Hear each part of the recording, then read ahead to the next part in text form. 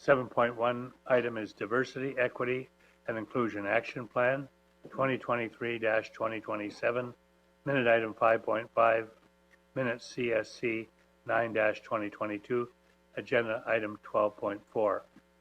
We'll take questions after all the delegations have spoken, and I'll remind the delegates of the 10-minute time limit. Our first delegate is Sabrina Hill, resident, City of St. Catharines, and I mentioned to all those who are delegating a 10-minute time limit. You may begin, Ms. Hill.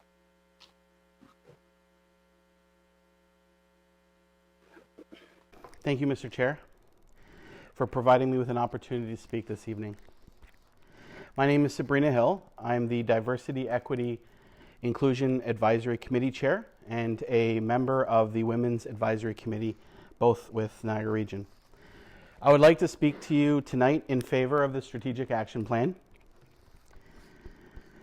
When I was a younger person struggling with my own gender identity, there were few allies. There were even fewer places I could turn to for advice, support, and safety.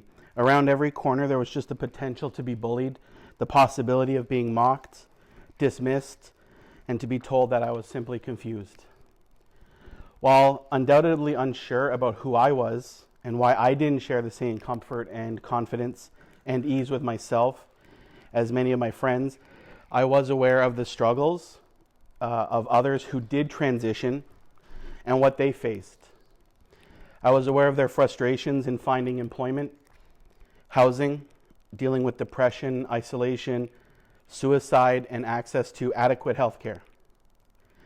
This only prolonged my own internal turmoil and despair. It was a historic first step when the region moved to create the Diversity, Equity, and Inclusion Advisory Committee. The committee's goal was to address biases, discrimination, mitigate impacts, and enhance the quality of life for diverse communities across Niagara. Our goal, established by the region through the terms of reference, was to promote and foster better understanding and inclusion in Niagara. The 12 individuals that serve on the first iteration of the DEIAC come from unique backgrounds, experiences, and education. Over the last 15 months, they brought forward issues facing multiple groups, including perspectives from Black, Indigenous, people of color, the 2S LGBTQIA+ community, people from various religions, and people with visible and hidden disabilities. Why are diversity and equity important? To borrow language from the plan, many individuals in Niagara face barriers and exclusion due to their race, immigrant status, disability, religion, gender, sexuality, age, among other factors. Individuals have unique and overlapping identities. These intersecting aspects of identity result in some people experiencing more discrimination than others in areas such as healthcare, employment, and housing. The plan addresses the negative impacts of biases and discrimination on the quality of life, safety, health, and inclusion.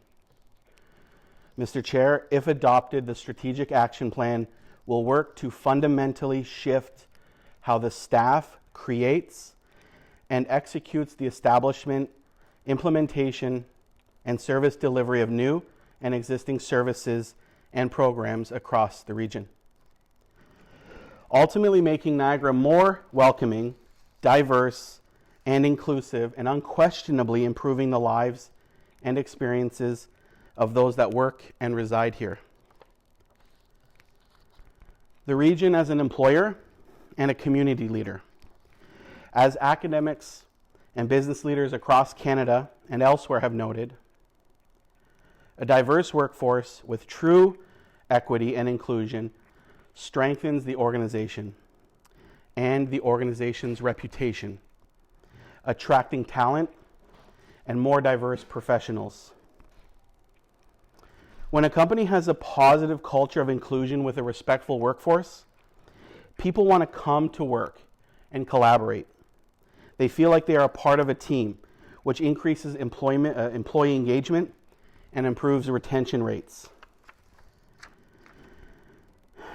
If the region wants to further cement itself as an inclusive employer, one that fosters and encourages accountability, community leadership, and good governance, and one that responsibly reflects the community all across the region, the Council needs to consider adopting the framework presented in the document before you tonight.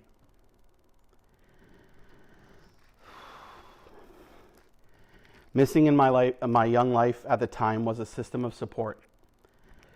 While the work of our public institutions is to assist equity, equity-seeking residents is never entirely complete, this plan is a symbol, a pledge. It will stand as recognition of the experiences and often trauma of those that have been marginalized endure daily. And through the institutions and framework laid out in the plan, which is still just in its infancy, which is just now being recognized, it is an auspicious start.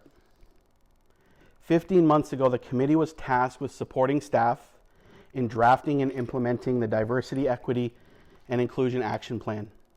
Over that time, it provided recommendations, advice, and information to regional council and regional staff on matters of diversity, equity, and inclusion. I think we've realized and achieved this noteworthy mandate. And again, this plan by the region represents more than just some vague utopian idealism. It stands as a symbol of acceptance, inclusion, hope, and opportunity. Thank you to everyone who helped make this happen, for letting the next young version of me out there know that their existence is acknowledged, accepted, for breaking the intergenerational cycle of trauma and exclusion. And most importantly, for reminding them that they are accepted and that there is hope. This concludes my comments in supporting the strategic action plan before the council this evening. Thank you, Mr. Chair.